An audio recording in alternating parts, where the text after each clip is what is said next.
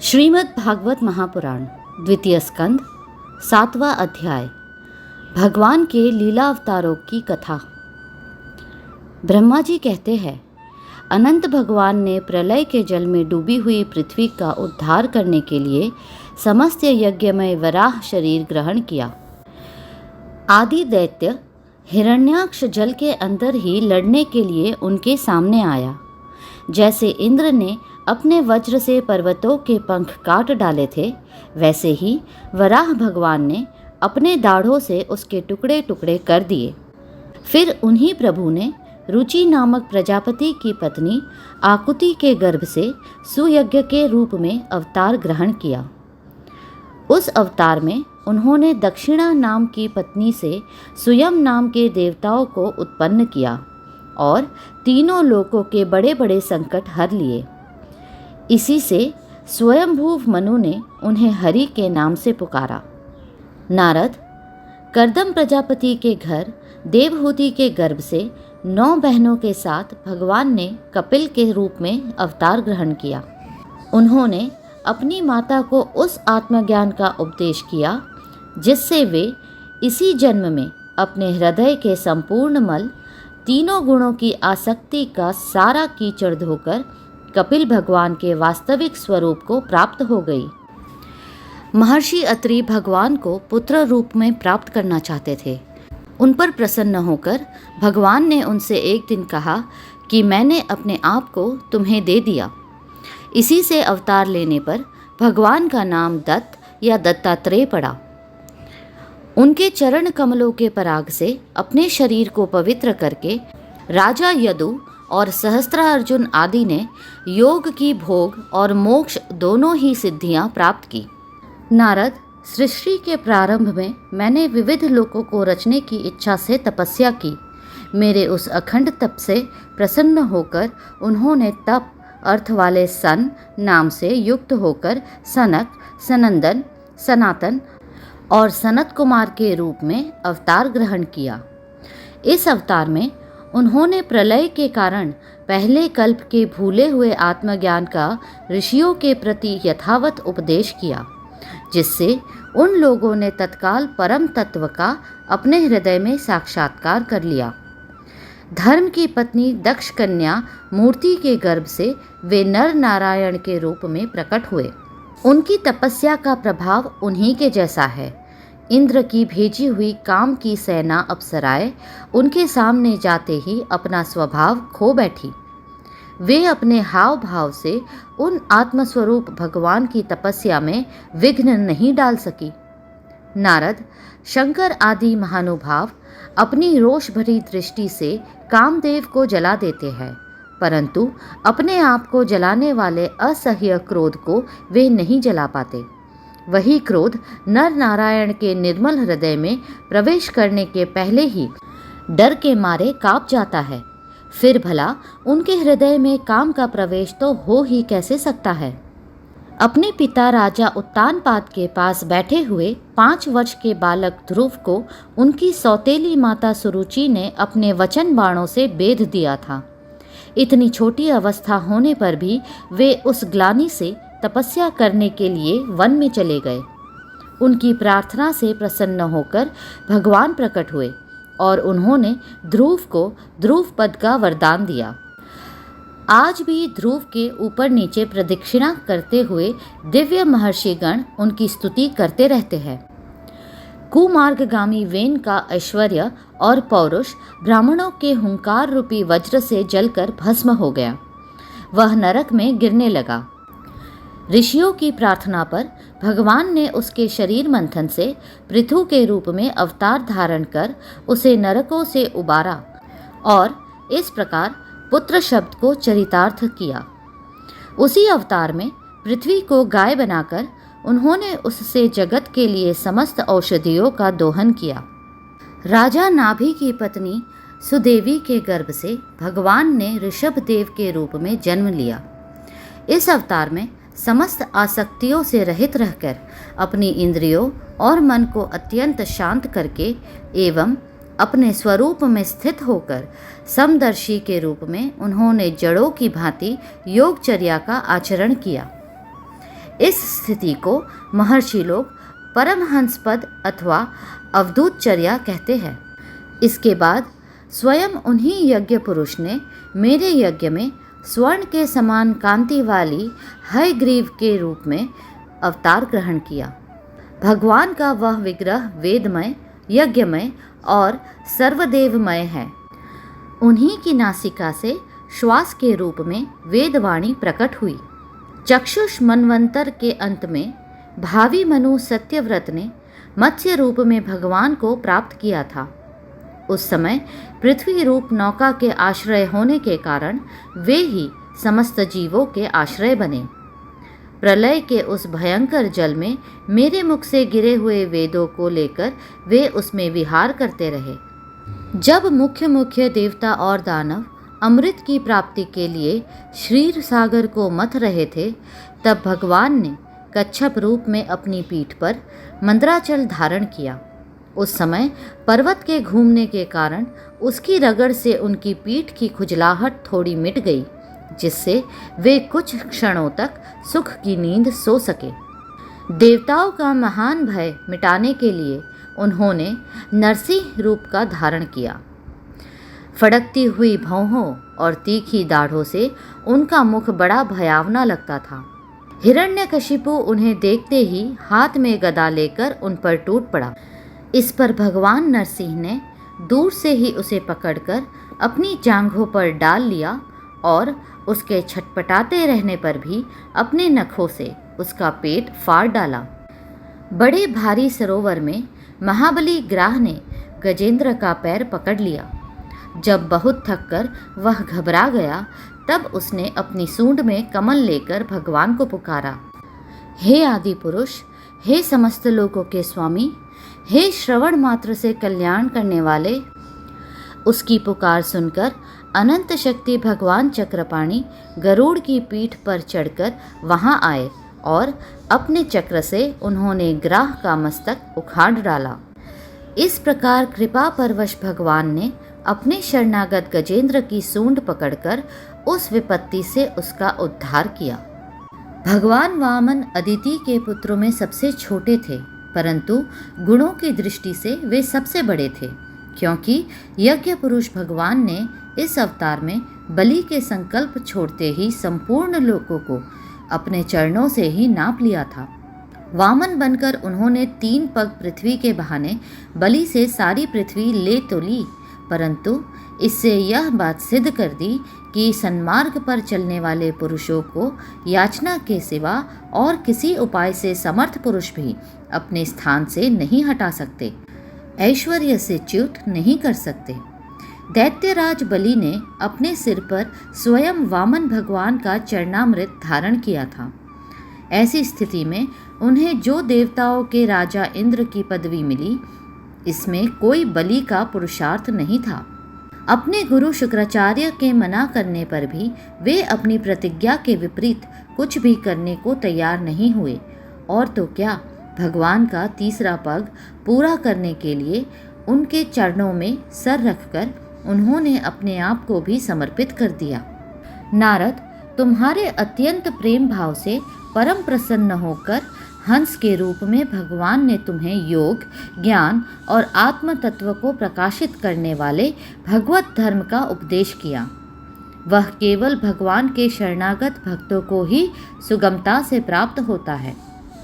वे ही भगवान स्वयंभू आदि मनवंतरों में मनु के रूप में अवतार लेकर मनुवंश की रक्षा करते हुए 10 दिशाओं में अपने सुदर्शन चक्र के समान तेज से बेरोक टोक निष्कंटक राज्य करते हैं।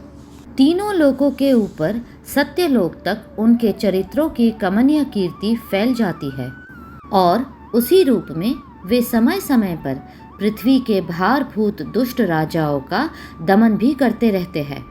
स्वनाम धन्य भगवान धन्वंतरी अपने नाम से ही बड़े बड़े रोगियों का रोग तत्काल नष्ट कर देते हैं। उन्होंने अमृत पिलाकर देवताओं को अमर कर दिया और दैत्यों के द्वारा हरण किए हुए उनके यज्ञ भाग उन्हें फिर से दिला दिए।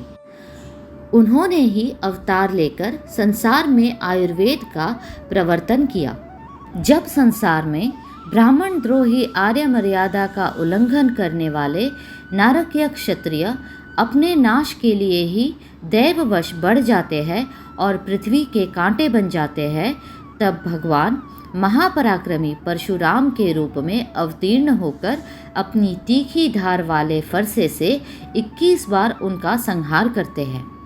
मायापति भगवान हम पर अनुग्रह करने के लिए अपनी कलाओं भारत, शत्रुघ्न और लक्ष्मण के साथ श्री राम के रूप से इक्ष्वाकु के वंश में अवतीर्ण होते हैं। इस अवतार में अपने पिता की आज्ञा पालन करने के लिए अपनी पत्नी और भाई के साथ वे वन में निवास करते हैं। उसी समय उनसे विरोध करके रावण उनके हाथों मरता है।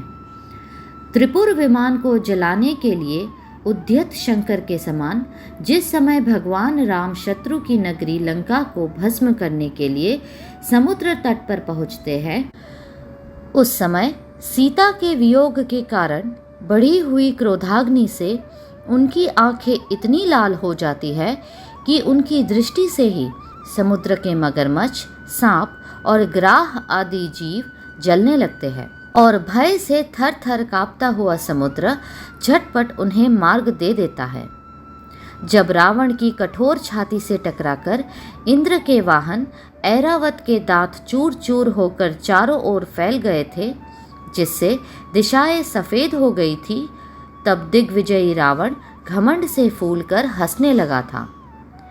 वही रावण जब श्री रामचंद्र जी की पत्नी सीता जी को चुरा कर ले जाता है और लड़ाई के मैदान में उनसे लड़ने के लिए गर्वपूर्वक आता है, तब भगवान श्री राम के धनुष की टंकार से ही उसका वह घमंड प्राणों के साथ तत्क्षण विलीन हो जाता है।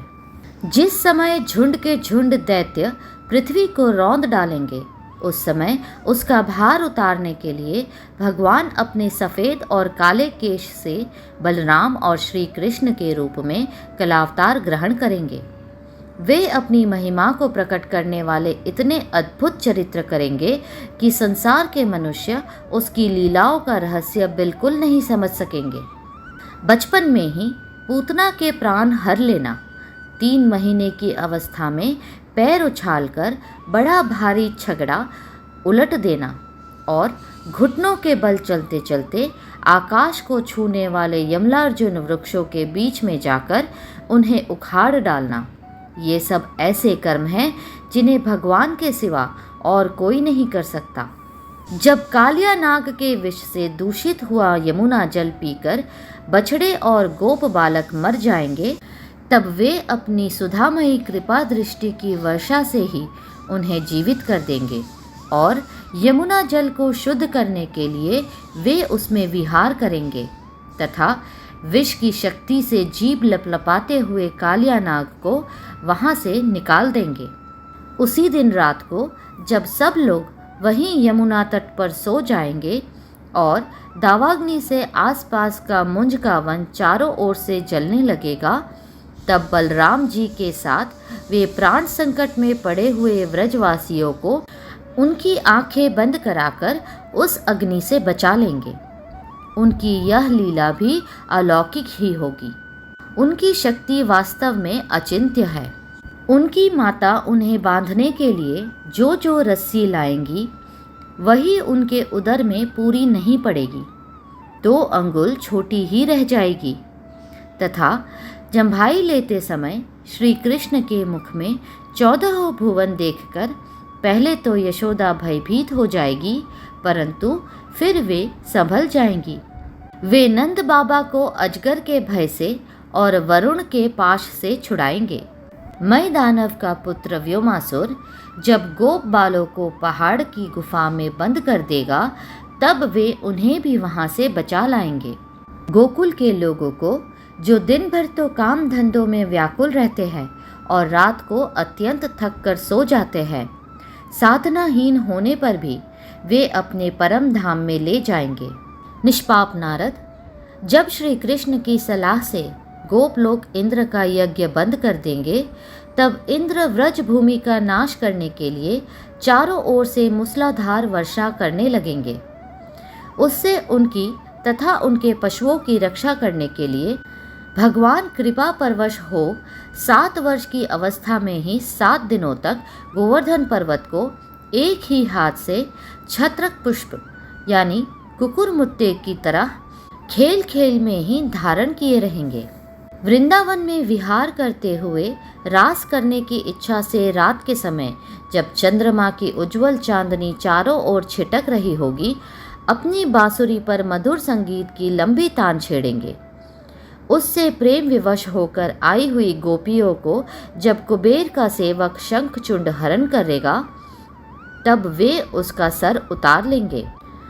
और भी बहुत से प्रलंबासुर, धनुकासुर, बकासुर, केशी, अरिष्टासुर आदि दैत्य, चाणूर आदि पहलवान, कुवलयापीड़ हाथी, कंस, कालयवन, भौमासुर, मिथ्या वासुदेव, शाल्व, द्विविध वानर, बलवल, दंतवक्त्र, राजा नग्नजीत के 7 बैल, शंवरासुर, विदुरथ और रुक्मी आदि तथा कम्बोज, मत्स्य, कुरु, कैकई और श्रृंजय आदि देशों के राजा लोग एवं जो भी योद्धा धनुष धारण करके युद्ध के मैदान में सामने आएंगे, वे सब बलराम, भीमसेन और अर्जुन आदि नामों की आड़ में स्वयं भगवान के द्वारा मारे जाकर उन्हीं के धाम में चले जाएंगे।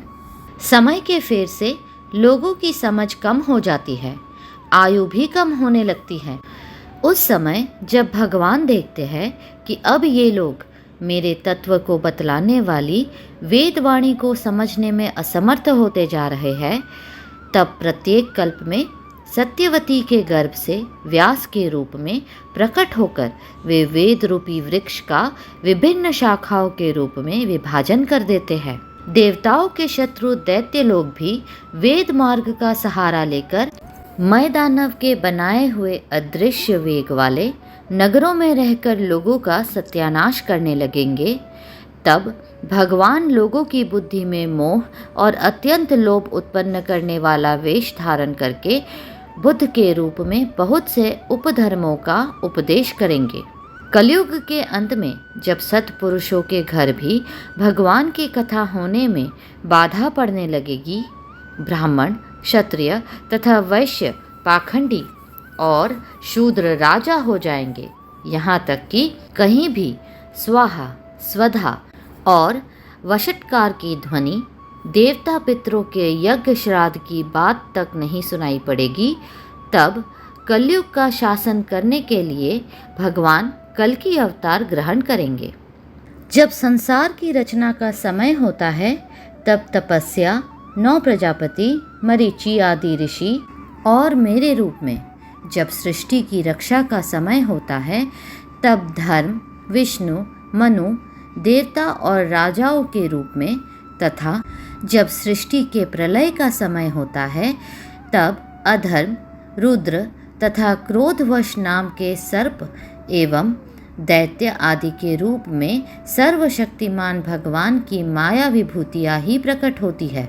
अपनी प्रतिभा के बल से पृथ्वी के एक एक धूलि कण को गिन चुकने पर भी जगत में ऐसा कौन पुरुष है जो भगवान की शक्तियों की गणना कर सके। जब वे त्रिविक्रम अवतार लेकर त्रिलोकी को नाप रहे थे, उस समय उनके चरणों के अदम्य वेग से प्रकृति रूप अंतिम आवरण से लेकर सत्यलोक तक सारा ब्रह्मांड कांपने लगा था। तब उन्होंने ही अपनी शक्ति से उसे स्थिर किया था। समस्त सृष्टि की रचना और संहार करने वाली माया उनकी एक शक्ति है। ऐसी ऐसी अनंत शक्तियों के आश्रय उनके स्वरूप को न मैं जानता हूँ और न वे तुम्हारे बड़े भाई सनकादि ही, फिर दूसरों का तो कहना ही क्या है। आदिदेव भगवान शेष सहस्त्र मुख से उनके गुणों का गायन करते आ रहे हैं, परंतु वे अब भी उसके अंत की कल्पना नहीं कर सके। जो निष्कपट भाव से अपना सर्वस्व और अपने आप को भी उनके चरण कमलों में निछावर कर देते हैं, उन पर वे अनंत भगवान स्वयं ही अपनी ओर से दया करते हैं और उनकी दया के पात्र ही उनकी दुस्तर माया का स्वरूप जानते हैं और उनके पार जा पाते हैं। वास्तव में ऐसे पुरुष ही कुत्ते और सियारों के कलेवा रूप अपने और पुत्रादि के शरीर में यह मैं हूँ और यह मेरा है ऐसा भाव नहीं करते। प्यारे नारद, परम पुरुष की उस योग माया को मैं जानता हूँ तथा तुम लोग भगवान शंकर, दैत्य कुलभूषण प्रहलाद, शतरूपा, मनुपुत्र प्रियव्रत आदि प्राचीन बारही, ऋभु और ध्रुव भी जानते हैं। इनके सिवा इक्ष्वाकु, पुरुरवा, चुकुंद, जनक, गाधी, रघु, अम्बरीश, सागर, गय, ययाति आदि तथा मांधता, अलर्क, शतधन्वा, अनु, रंती देवी, भीष्म, बलि अमृतस्य, दिलीप, सौभरी, उत्तंक, शिबी, देवल, पिपलाद, सारस्वत, उद्धव, पराशर, भूरिसेन एवं विभीषण, हनुमान, शुकदेव, अर्जुन, आरष्टिसेन, विदुर और श्रुतदेव आदि महात्मा भी जानते हैं। जिन्हें भगवान के प्रेमी भक्तों का सा स्वभाव बनाने की शिक्षा मिली है, वे स्त्री, शूद्र, हूण, भील और पाप के कारण पशु पक्षी आदि योनियों में रहने वाले भी भगवान की माया का रहस्य जान जाते हैं और इस संसार सागर से सदा के लिए पार हो जाते हैं। फिर जो लोग वैदिक सदाचार के पालन करते हैं, उनके संबंध में तो कहना ही क्या है। परमात्मा का वास्तविक स्वरूप एक रस, शांत, अभय एवं केवल ज्ञान स्वरूप है। न उसमें माया का मल है और न तो उसके द्वारा रची हुई विषमताएं ही। वह सत और असत दोनों से परे है।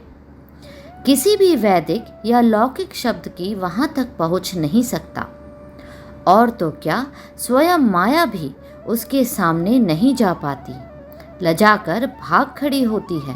परम पुरुष भगवान का वही परम पद है। महात्मा लोग उसी का शोक रहित अनंत आनंद स्वरूप ब्रह्म के रूप में साक्षात्कार करते हैं। संयमशील पुरुष उसी में अपने मन को समाहित करके स्थित हो जाते हैं। जैसे इंद्र स्वयं मेघ रूप से विद्यमान होने के कारण जल के लिए कुआं खोदने की कुदाल नहीं रखते, वैसे ही वे भेद दूर करने वाले ज्ञान साधनों को भी छोड़ देते हैं। समस्त कर्मों के फल भी भगवान ही देते हैं, क्योंकि मनुष्य अपने स्वभाव के अनुसार जो शुभ कर्म करता है वह सब उन्हीं की प्रेरणा से होता है। इस शरीर में रहने वाले पंचभूतों के अलग अलग हो जाने पर जब यह शरीर नष्ट हो जाता है, तब भी इसमें रहने वाला अजन्मा पुरुष आकाश के समान नष्ट नहीं होता। बेटा नारद, संकल्प से विश्व की रचना करने वाले षडैश्वर संपन्न श्री हरि का मैंने तुम्हारे सामने संक्षेप से वर्णन किया। जो कुछ कार्य कारण अथवा भाव अभाव है, वह सब भगवान से भिन्न नहीं है।